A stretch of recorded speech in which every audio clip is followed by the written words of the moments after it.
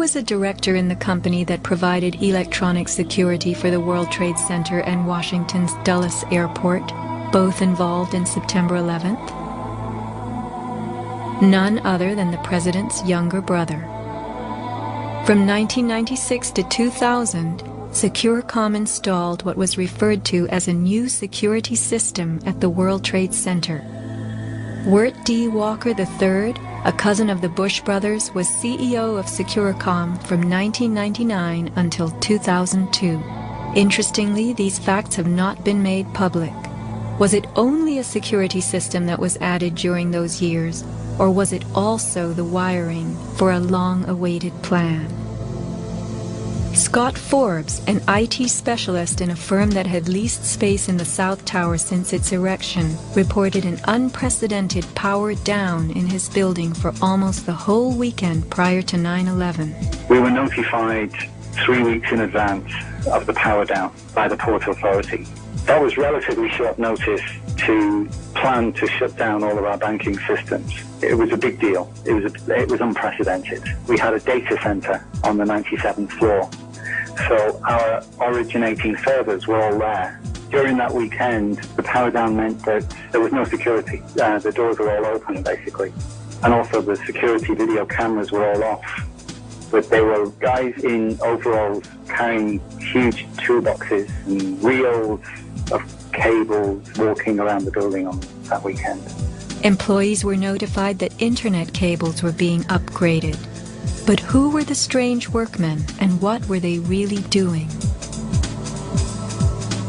All the power was shut down.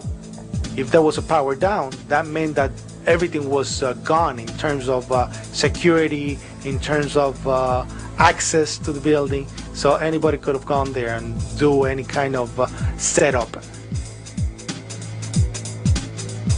Having worked overtime to get his company's servers back up, Scott took the day off on September 11th. As he watched the towers collapse from New Jersey that morning, he was sure this had been the purpose of the mysterious weekend work. Scott notified many authorities, including the 9/11 Commission, about the unusual and lengthy power outage, but was ignored. Ben Fountain of Fireman's Fund spoke of unusual evacuations ordered at the Twin Towers during the weeks before September 11th. Others reported that the security alert was inexplicably lifted 5 days prior and bomb-sniffing dogs were removed. What would the dogs have discovered had they remained on duty?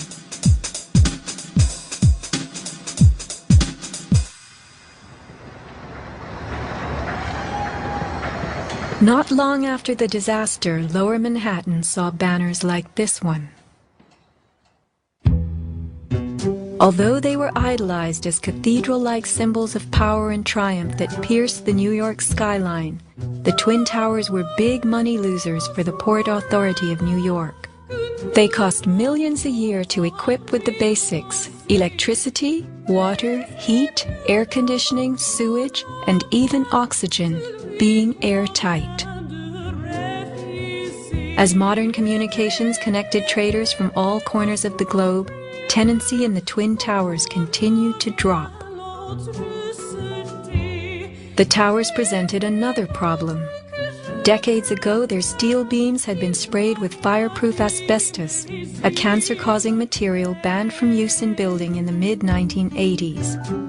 Although the World Trade Center complex was given several waivers, it was expected to clean up its act.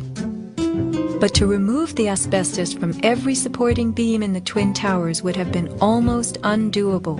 Quotes for this cleanup ran over $1 billion, and no insurance company was willing to bear the cost. An urban renewal project of unfathomable proportions. Given the tower's issues and problems, September 11th proved an unexpected bonanza. The Trade Center was built in the 1960s to revive a rundown area of New York, and 40 years later, urban renewal could again take place. 2 white elephants were removed, and a brand new complex is in the works. The full height of the new Freedom Tower will soar to 1,776 feet.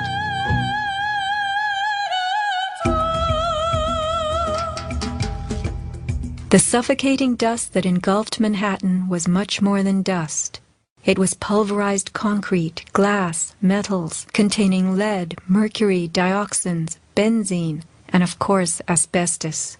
None of that was healthy for any living thing.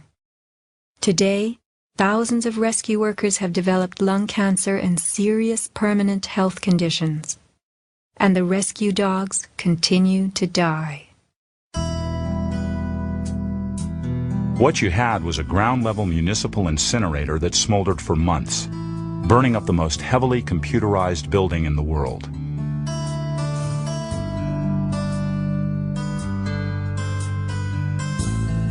Patients have had black paste coming out of their pores. They have reported bowel movements that are blue or green and have smelled like smoke, despite the fact that they have not been at a fire scene for months. Only 3 days after September 11th, Washington instructed the EPA to declare Manhattan safe and reopen Wall Street, though the air remained toxic. A federal judge is blasting the former head of the Environmental Protection Agency for telling New Yorkers it was safe to return to their homes and offices near Ground Zero soon after the 9/11 attacks.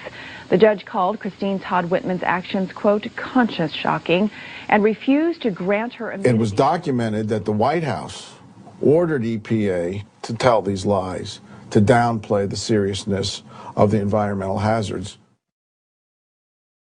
In addition, 9/11 first responders who have fallen ill and applied for aid have been denied.